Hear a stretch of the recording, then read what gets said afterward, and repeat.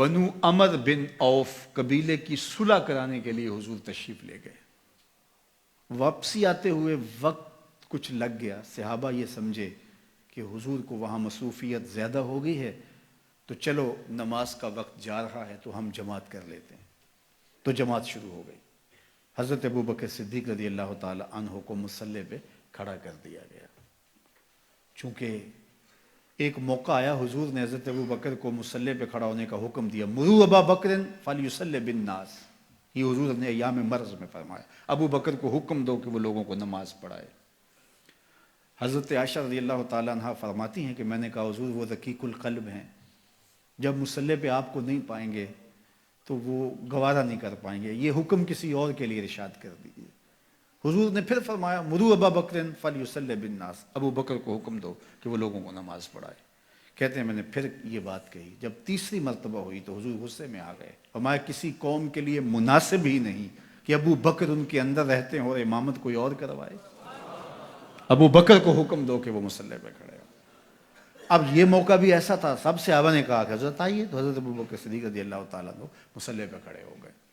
پیچھے صحابہ کی صفیں بند گئی، نماز شروع ہو گئی. اتنے میں حضور بھی فارغ ہو گئے. قبیلے کے صلح کے لیے گئے تھے، کام ہو گیا، حضور واپس تشریف لائے. دیکھا تو جماعت کھڑی ہے. اب حضور پیچھے جب تشریف لائے تو صحابہ نے دیکھا کہ حضور آ رہے ہیں، تو انہوں نے راہیں چھوڑ دی. پچھلی صف سے لے کر مصلی تک صحابہ نے راہیں چھوڑ دی. حالت نماز کے اندر حضور کو پروٹوکول دیا جا رہا ہے، حضور کا استقبال ہو رہا ہے اور حضور کو راستہ مل رہا ہے. اللہ اکبر. اب صدیق اکبر رضی اللہ تعالیٰ نماز پڑھا رہے ہیں. لا یلتفت یمینا ولا یسارا. آپ جب نماز پڑھتے تھے اتنا انہماک ہوتا تھا کہ دائیں بائیں کی خبر نہیں ہوتی تھی. اب سارے صحابہ حضور کو راستہ دے رہے ہیں، حضور قریب آ گئے، لیکن حضرت ابوبکر صدیق نماز پڑھا رہے ہیں. صحابہ نے اپنے ہاتھوں کی پشت پر تصفیح کی. ایک ہوتا ہے تالی لگانا اور ایک ہوتا ہے ہاتھ کی پشت پہ. یہ عرب تعجب کے طور پہ کرتے تھے، آج بھی عرب کرتے ہیں. جب بھی کوئی ایسا فعل ہو تو وہ کہتے ہیں ہاتھ کے پشت پہ جو ہے وہ ایسے ہاتھ پھیرتے ہیں، تصفیح.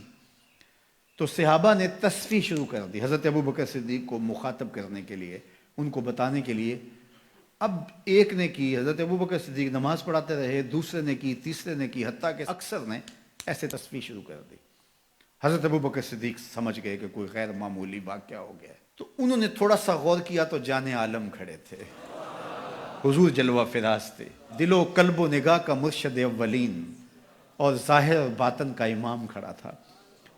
تو حضرت ابوبکر صدیق پیچھے سرکنے لگے.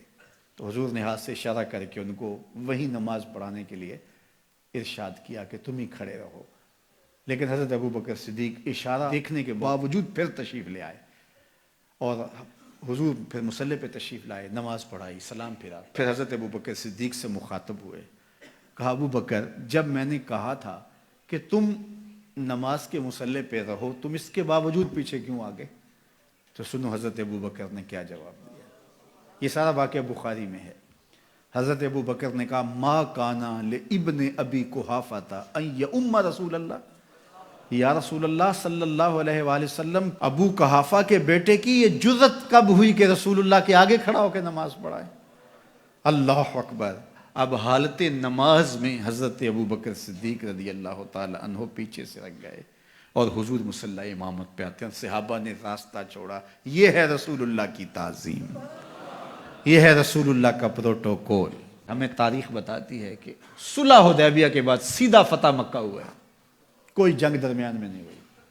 جب امت نبی کی تعظیم کرتی ہے تو کفار کے دل میں رعب پیدا ہوتا ہے، اور جب امت نبی کی تعظیم نہیں کرتی تو کفار دلیر ہوتے ہیں. یہ جو خاکے روز تراشے جا رہے ہیں اور یہ روز قیامتیں توڑی جا رہی ہیں، یہ کوئی اتفاقاً تھوڑا ہو رہا ہے. یہ سب کچھ اس لیے کیا جا رہا ہے، سب کچھ اس لیے کیا جا رہا ہے کہ امت کے سینوں سے حضور کی محبت کا جوہر نکال دیا جائے، حضور علیہ السلام کی تکریم ان کے سینوں میں کم ہو جائے.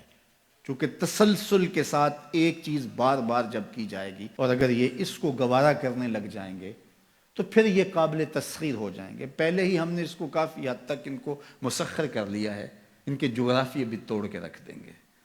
تو یہ دشمن کی سازش ہوتی ہے.